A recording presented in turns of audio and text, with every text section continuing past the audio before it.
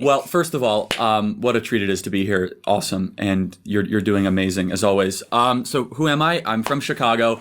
I'm 25 years old, luckiest 25-year-old, I think, in the country. Started Turning Point USA when I was 18. Why? I felt like we were losing our country.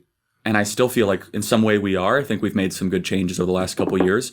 And I saw in my local community, my high school, students that would be inherently conservative, something similar to kind of what we always talk about, but they would never use that word.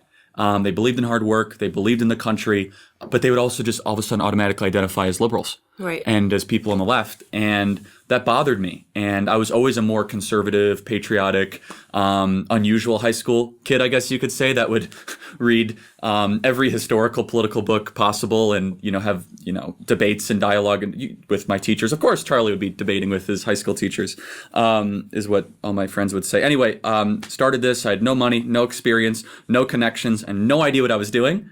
But took a little risk in June of 2012.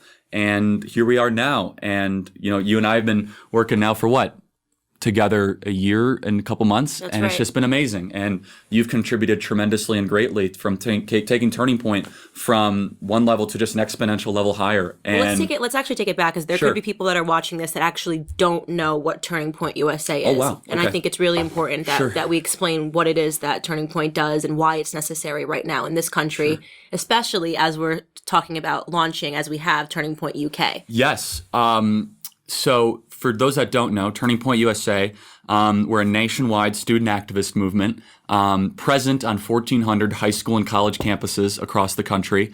In short, the mission statement is to educate, empower, and organize students around three really big ideas: that America is the greatest country ever to exist, that the Constitution is the greatest political document ever written, and free enterprise capitalism is the most moral, proven, and effective economic system ever discovered. Those are the three really overarching themes.